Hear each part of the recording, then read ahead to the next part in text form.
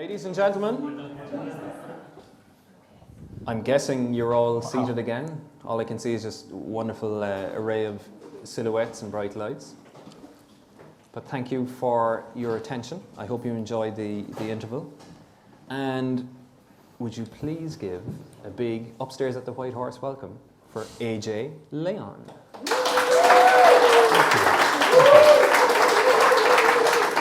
That is the one and only applause I've ever had in my life, so I want to thank you for that. Oh, we'll get a few more before the night is out. Yeah. So AJ, I know you are here as part of a worldwide odyssey, promoting, connecting, delivering your new forthcoming book. But I'd like to start at the beginning, if you don't mind. I was born in 1970. So, can you tell me what exactly was going on in December 2007?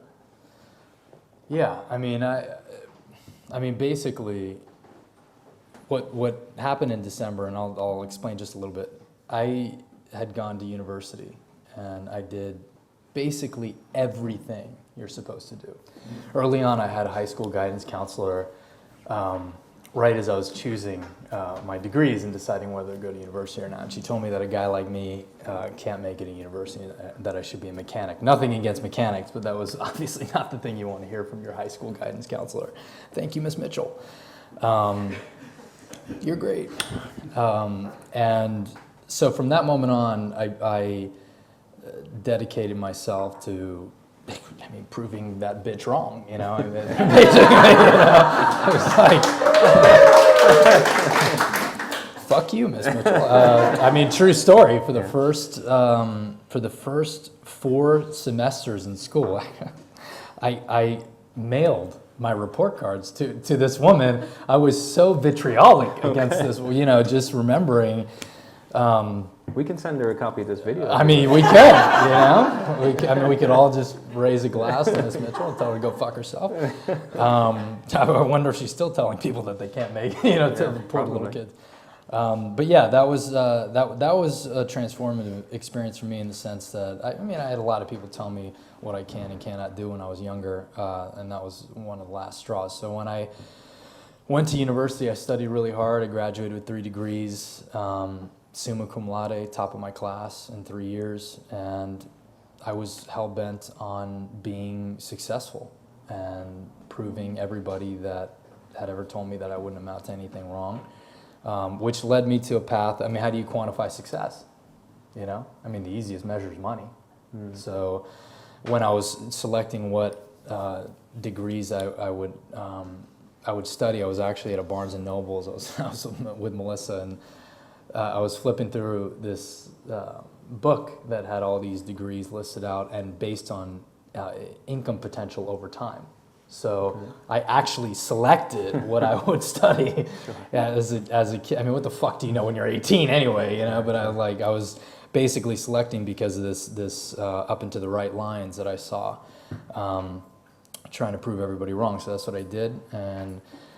By the end of my studies, like I said, I graduated at the top of my class. I took the largest offer from the biggest firm that gave me a letter with the highest signing bonus. I didn't care where the fuck I'd be working or who I'd be working for, what I'd be doing. All I cared about was the amount of money I'd be making and what track that would lead me on.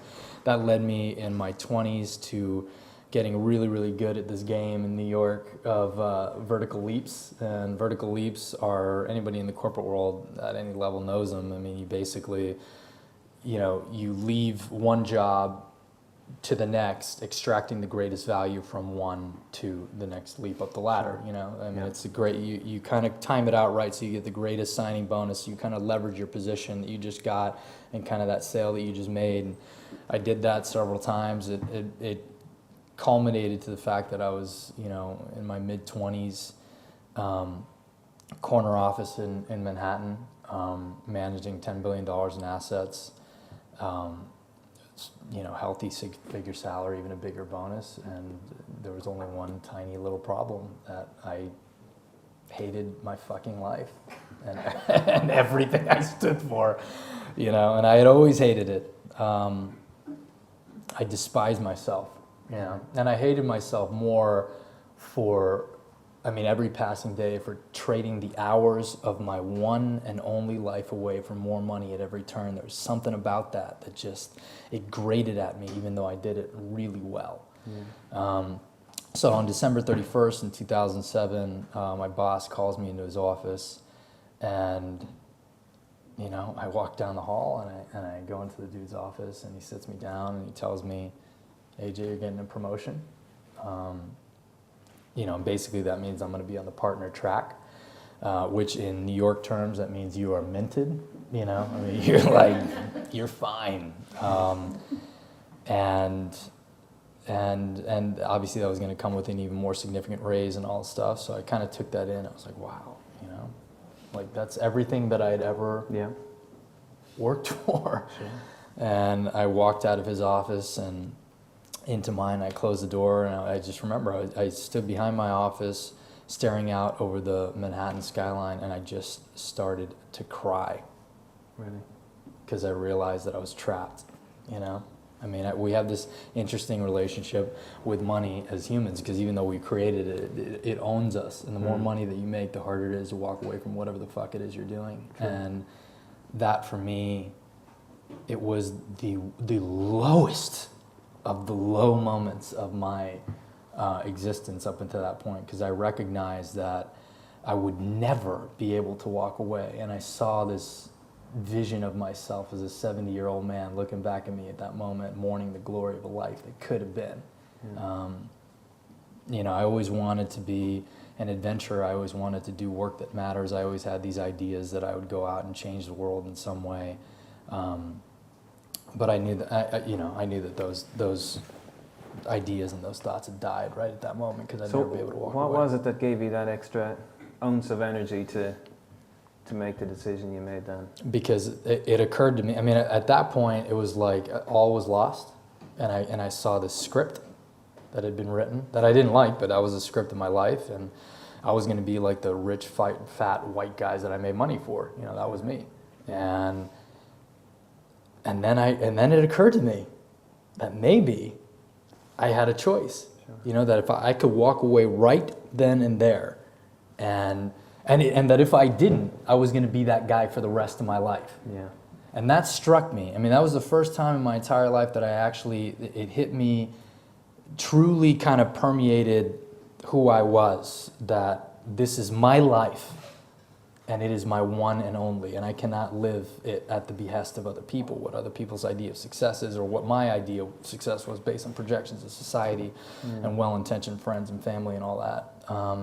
So the prospect of seeing your life scripted out, a life that you don't want, scripted out perfectly, was more terrifying to me than the prospect of how the hell I was going to pay rent the next month. So at that point, I did the only thing that I could do, and I grabbed my shit and I walked out the door, and I told my boss I was taking off, and I took 28 stories down, and I hit the street, and that was it. Wow. Now, you had a relatively important occasion coming up. What was that exactly? Yeah, well, it was 4 days before my wedding. Okay. So how do you break that kind of news? Yeah, I mean, it was that kind of played into it too. You know, that was one of the things where I was like, you know, this promotion and getting married and all these things that were culminating that just led to this kind of very scripted life. And when I just took off, and it was a very poignant moment. You know, it was a moment when I just thought to myself, I got to get the fuck out. I'm living some other guy's life. What am I doing here? Absolutely. And when I took off and I hit the street, obviously my first call was, at first it was like, woohoo, you know, like I'm free. Yeah. And then I was like, oh shit, I'm getting married in 4 days. Where's my big phone? And I called Melissa, and immediately, and she was with her mom doing wedding stuff, which was great. She was like driving around with her mom doing wedding stuff. Her mom and I still don't talk to this day. She's a lovely woman.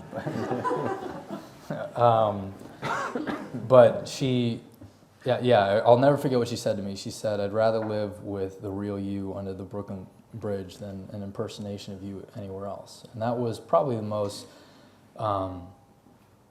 accurate statement, because I was an impersonation of myself. You know, I wasn't me. You know, I was acting like some character that I never wanted to be. You know, trying to prove everybody else wrong.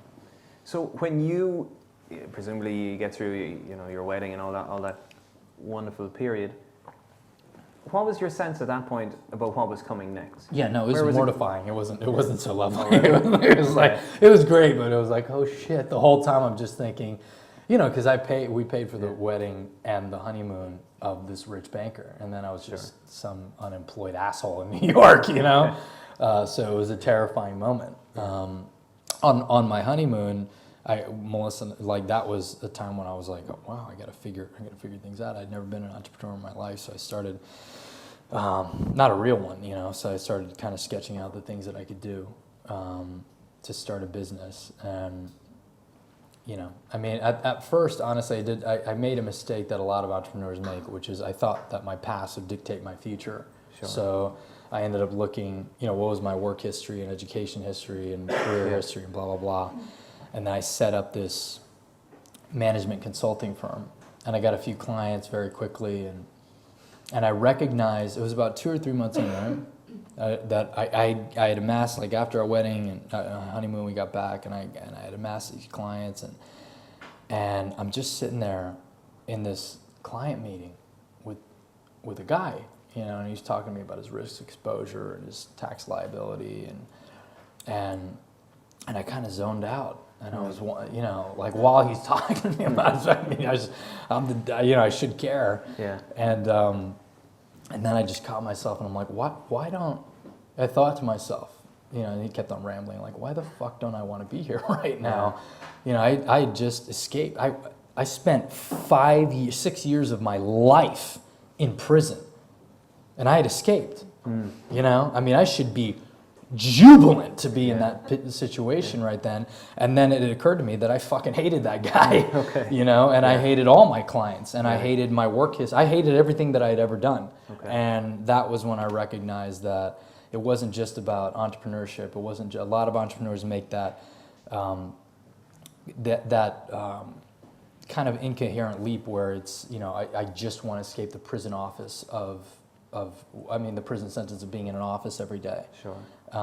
When in reality, a lot of times you can end up creating your own prison, except this time it's locked from the inside and you're holding the key. Absolutely. And that's exactly what I had done. So how did you navigate out of that? I mean, I ended up firing the asshole client and then all the other clients, and I just kept the one that, you know, that I could palate, you know, and I started, we went through this period of deep reflection and basically reinventing life, you know. I mean, we approached, and I started to approach my life like, what if I could start from scratch? Sure. You know, what if history didn't matter? What if all these things that happened when I was a kid and everything that I'd studied, nothing mattered? What would I do? And when that's your playing field, no matter what age you are in life, when you really consider, like, what if I could start from scratch right, like today, this moment, you start to, things come out of you that, you know, weren't there before, you know, or that were there, but you were making contrary decisions. For instance, if I want to travel the world, I can't start a restaurant. You know, the two are mutually exclusive. Yeah. So we started writing all these things down. Some of it was that we wanted to work together. She was an educator. I was a Wall Street douchebag. So there was like no convergence there. But we wanted to do that. We wanted to do stuff on the web. I had always been an artistic. I'd always been a closet designer, and I would always drawn and sketched since I was a kid. I mean, I'd always been an artist, but I was told, you know, you can't make money with your art. So I tucked that away. So I brought that back out, and I wanted to do something with that. We wanted to travel the world. We wanted to travel at least 50% of the time. We wanted to work on social and humanitarian projects with 20% of our time. All these very specific things.